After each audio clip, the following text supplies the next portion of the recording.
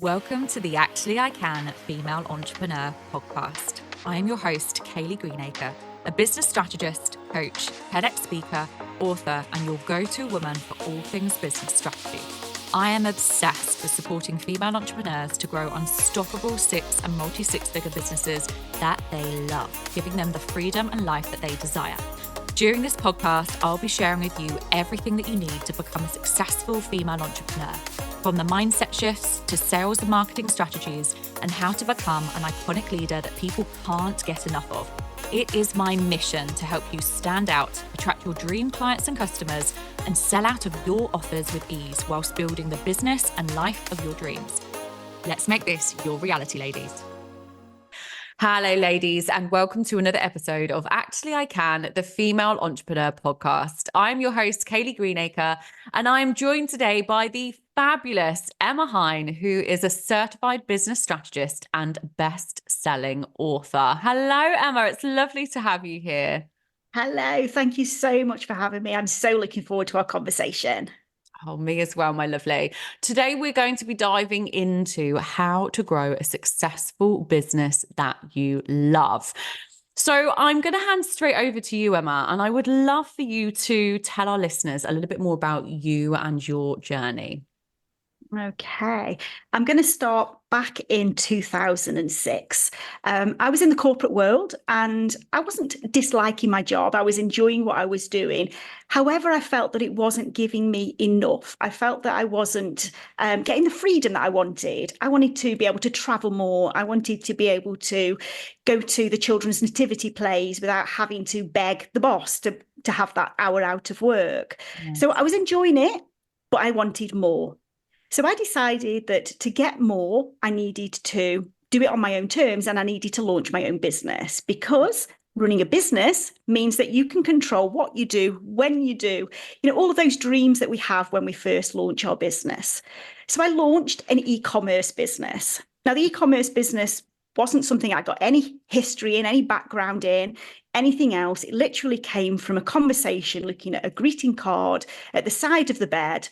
And I said, nobody sells those online until today. So I launched this e-commerce business, fully determined to create this freedom-based lifestyle that I desperately, desperately longed for. The business grew quite quickly. We went from working at home, which is how most e-commerce businesses start off. You have product in your kitchen, product in your hall. So we started working at home. It grew. We moved from premises to premises as our stock outgrew the premises, taking on more and more staff to help to deal with the orders that were coming through. And ultimately, the business grew to, we were turning over in excess of £1 million every year. It was a very financially successful business. And that sounds beautiful, doesn't it? It sounds like I'm living the dream at this point, but I'm not. So let's rewind this a little bit. During this time, there are various points within my journey, within my business growth journey, that things appear that tell me that I'm not quite doing what I want to do. I'm less able to go to nativity plays than I've ever been able to go to, because I am so busy working. I'm so busy hustling to make sure that the business continues to turn over the amount of money that it is turning over. I'm going on holiday, some fancy, beautiful destinations. However, I'm inside the hotel room most of the time on my laptop doing the work, whilst the children are outside playing and having fun.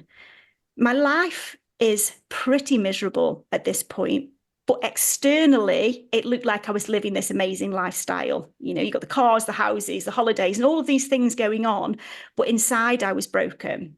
My mental health took a real toll. I was drinking excessive alcohol because it was the only way to me, I'm going to rephrase that. It felt like it was the only way for me to get through the day, to get to the end of the day and to be able to detox and shut down. So I was drinking a lot of alcohol. My weight plummeted. I went from a standard sized woman down to size 6 clothes literally hanging off me. You could see the veins in my body, and it just wasn't the body shape that I was made to be. I was just very, very unhappy. I reached the point ultimately where I just wanted out. I needed to change something. I needed this business to go. And And so, yeah, the business took over my life completely and I wasn't successful. I got to 2020 before I realised that, and this is 10 years after the first moment when I realised that I wasn't getting what I wanted. I got to 2020 before I realised that I needed to make some changes. I needed to do something differently. I needed to change the business. And at this point, I am so low. I am so unhappy. I am completely lost. I don't know who Emma is anymore. I have one option in my mind, and that option at that point was to walk away completely, to effectively turn my back on this successful, financially successful, seven-figure business. And that is what I did. At that point, it was, I need to walk away and I need to do something differently. Yeah. What a journey. What a journey. And you've talked a little bit about you touched on this word success and financial success. So what does success actually look like to you? Because I think everyone, has this different vision, don't they, of what success is, whether it is financial, whether it's freedom, whether it's, being happy. But what does success look like to you? Yeah. I mean, to me, success looks exactly like it did back in 2006 when I launched that business. It was, I want to be able to, to pick and choose what I do and when I do it.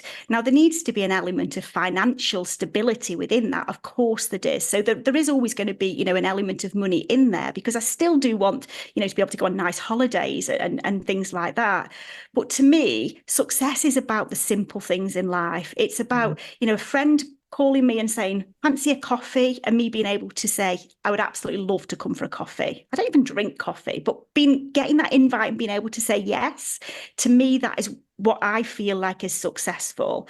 To me, now it's very much about, the legacy piece as well. For me, I get so much pleasure out of seeing other people being happy and other people reaching what they call success to them. But as you say, that success is absolutely unique to you. And it doesn't matter what it looks like. It absolutely doesn't matter as long as it is your hand on heart truth in terms of when you can honestly say you feel successful. I looked super successful, but I never felt it when I was making that amount of money. That's interesting. Really, really fascinating in terms of, like you said, how people see success. Now, all of our listeners, or the majority of our listeners on this podcast, are female entrepreneurs. And so many of them at this moment will be either building, growing, or scaling a business. And we all want a business that we love. So how would you recommend, or how would you say to, or suggest to people to focus on? I'm going to rephrase that. How do you suggest that people grow a business that they truly love? It has to start with getting honest with yourself. And I think, we spend a lot of time looking at, I always talk about the Instagram perfect pictures. And I think we spend a lot of time, don't we, seeing what we think success looks like. And that may well be success for that person. I'm not judging what is going out in the world in terms of those pictures. But we assume that is what success is. We assume when we're earning X amount of pounds, we assume when we, can go on this holiday or when we can do this thing, we assume that is success. And it may well be, but I think you've got to really strip that back and sit and look at, what does success actually look like to you, and to accept that it's absolutely okay for that to be totally different than somebody else's. It's okay to want the £1 million business. It's okay to want a business that makes you £1,000 a month. There is no right or wrong. There is no, that person's more successful than you because they're making more money. You could argue that person's more successful than you because they're getting to spend the time with their children whilst their children are young. So, it ultimately has to come down to your why, your purpose. Why are you in business in the first place? Then you can create a business around that vision that gives you that thing. Because if it doesn't, ultimately, you're going to either burn out or reach a point where you don't want it anymore because you've spent a lot of time growing something that isn't what you want. And this is a journey, isn't it? Every day is a journey. You've got to enjoy that journey, not just focus too much on the destination. Oh, I absolutely love this. And do you know what?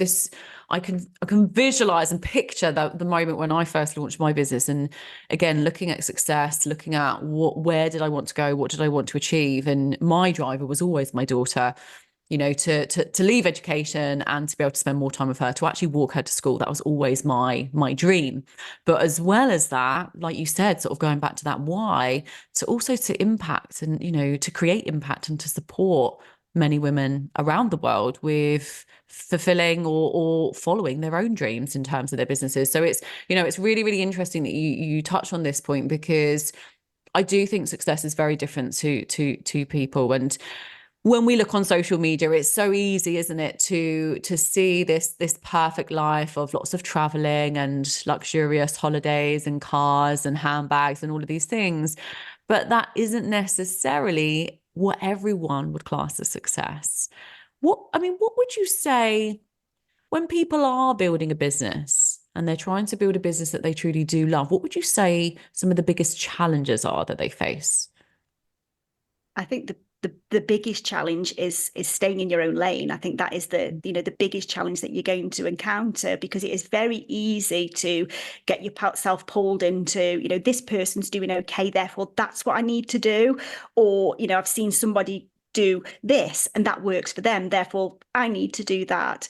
And I think, staying in your own lane is so important, and remembering that, people do things differently because that's how they work, that's how they're made up, that's what makes them happy. I honestly believe that if you follow your passion, you are going to be much more consistent within your business, and longer term, the more consistent you are, the better your business is going to grow. So if it starts with passion, if it starts with you doing something that you absolutely love doing, you are going to do a much, much better job of it. You are going to serve your clients much, much better because you're doing it from a pace you enjoy. So you've got to stay in your own lane. You've got to stay strong to your belief in yourself, to deliver something your way.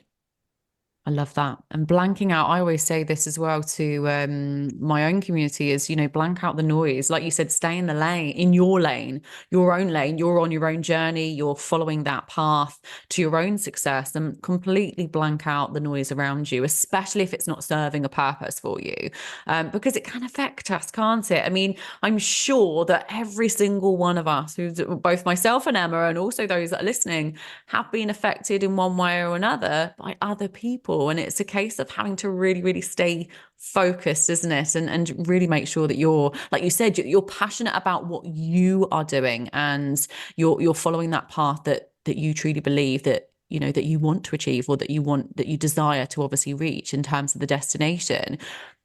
So I want to dive a little bit more into your story, and thank you so much for sharing a little bit more about your journey, Emma, at the beginning of the episode. So obviously you are where you are now. You're a best-selling author. You're an incredible certified business strategist. What then happened then? So how did you go from one business and obviously deciding to walk away to where you are now? The bit in the middle was the real journey. The bit in the middle was the bit where I needed to take some time away. I needed to, sort of have some time to, I talk about taking myself off to an island and refinding myself.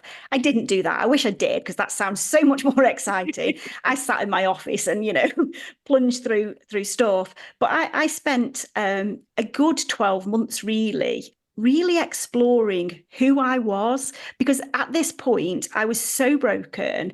I was so destroyed as a person that I didn't even know who I was, what I enjoyed doing, what I was capable of. I couldn't see what I'd done. I couldn't see. I now know, it's amazing what I grew, but I couldn't see any of that. It was just a blur. The big period of time of running that business was just an absolute blur. So I had to spend a lot of time getting to know myself again. And I say again, I think it was probably getting to know myself for the first time ever, because I left school, became a mum at 16, then went straight into a corporate role at 18, and climbed up the corporate ladder quite quickly, got myself into, quite a senior management position quite quickly, and then jumped straight into growing this business that I call a monster business. So I'd never really had any time to know who I was. So I had to do that piece of work first. And all that kept coming out to me whilst I was doing that work was, I just want to help people to be happy in business, because I think there's a lot of people who run businesses, but they're really unhappy. The business isn't giving them what they want. Now, that may be financial, but that may be, the lifestyle. It can be a combination of the both. But there were so many people in business who were desperate to grow these businesses, but they were just so unhappy that it was stopping them doing it. And I hated the fact that, I had to go through what I had to go through. And we touched very briefly on, the fact that I was depressed and low. I sought no help when I was so depressed, because I didn't think that I could admit that I was struggling, because that made me look like a failure. And I wasn't prepared to do that. I was so depressed. I attempted to take my own life. I was that unhappy with my business. And I didn't want anybody else to ever feel that they couldn't have a business and still have a life as well. So that is all that kept coming across. But it took me a good year to get to the point where I had the confidence in myself to say that I could do something about that, because I had no confidence left. I had no confidence left. And then it just sort of went from there. Once I started to have conversations with people, I connected with some amazing people in this online space who are good friends of mine now, that, have really helped me to shape who I am, what I am, and what I'm capable of doing. And, I just feel really fortunate that, I invested in myself. And I think that's really important. And when I say invested in myself, that is in more than one way. That is financially in support from a business perspective. That is financially from a therapeutic help me to heal myself perspective. But that is also in my time. I invested a lot of my time into reading and researching and doing and connecting and all of that stuff. And I think that's important, isn't it?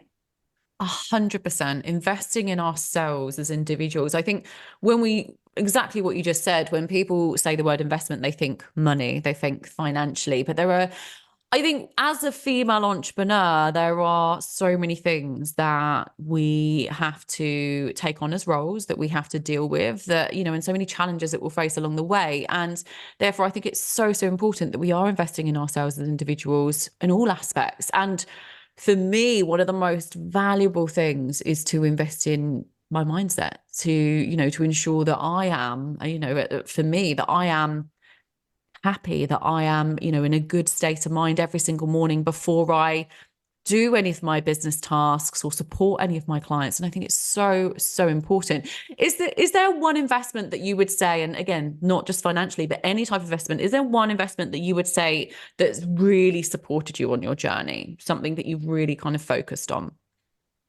There's been a few things for me that have really helped me. And do you know what is really interesting? Some of the things that help you the most are probably the things that you get the least return on investment financially from, if that makes sense. Yes.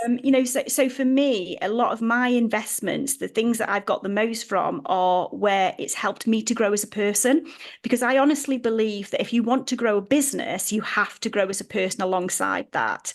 And the stronger I became as a person, the more I was able to come at business from a CEO mindset, from a mindset of, I can do this and nothing else is controlling me but me, the more I was able to deliver a better service to my clients, and therefore my business was able to grow. So, to me, absolutely, there's been some fundamentals that I've invested in from a business point of view. But from a personal point of view, some of the, like you talk about mindset, therapy, all of those sort of things have probably enabled me to get to a point where I can then go on and do the growth piece within my business. Yeah, absolutely. No, this is great to hear. So let's talk a little bit more about challenges, because I think that, again, as a female entrepreneur, we're all faced with challenges, and it's about, again, our strength, pushing through, persevering, and our persistence, really, in terms of moving forwards, especially as an entrepreneur where, if you're running a business, you're on your own. From your own experience, what would you say has been your biggest challenge as a female entrepreneur?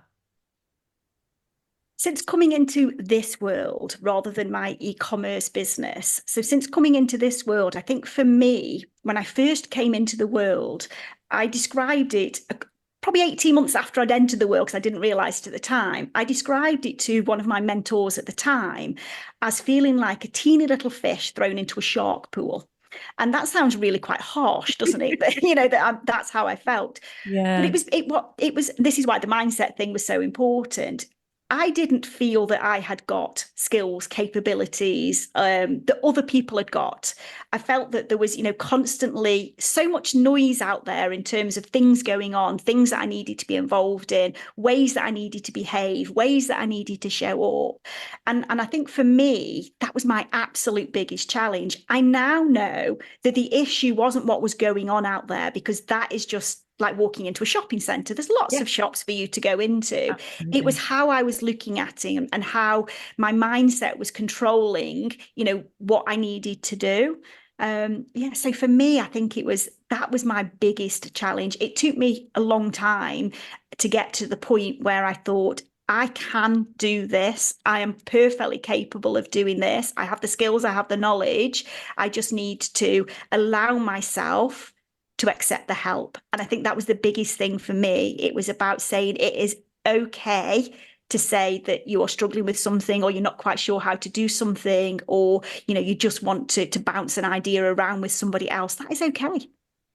Absolutely. And there's so many people in the online space that can offer help, that can support, whether it's through a mentor, a strategist, a coach, or whether it's through having accountability buddies and friends and, new connections that you can make. There are so many people who are in similar positions to all of us. So it is about, again, making those connections, I think, and actually, like you said, asking for help if you need it. There are people that can help you, and so many people are there and willing and ready to support you with your website, or you with your mindset, or you with your strategy, etc. So absolutely, I completely agree with that.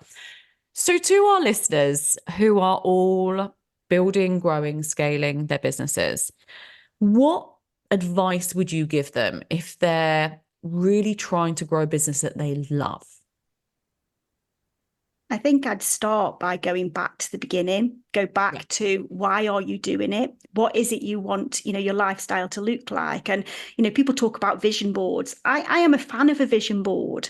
Create the vision board that tells you what you want your lifestyle to look like. And then look if the business you are building is giving you that.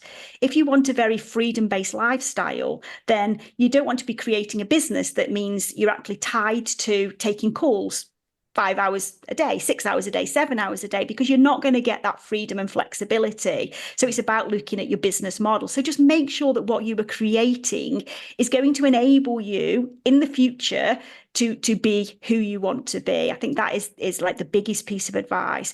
Beyond that, and this comes back to what you've just been talking about there, I think it's very much about putting yourself into spaces where your people are hanging out. So be that memberships, masterminds, free groups. There's opportunities, whatever stage you're at in your business, to put yourself into those rooms, go to events, go to networking, because people, honestly, and connections are the thing that are going to enable you, in my opinion, to grow your business easier, because you've got the support network, you've got people to ask for help, you're able to use your skills and expertise to help and share it with other people. So there'd be the two things. Really get very clear on what it is you want your business to look like, and make sure that your business model is enabling that. And then connections, super important. I love that. I think it's really, really it's fascinating when I look at other people's business plans or business models and, product suites. And quite often as well, I think people are influenced, or they assume that their business model or product suite should look like so-and-so's because that's working for them.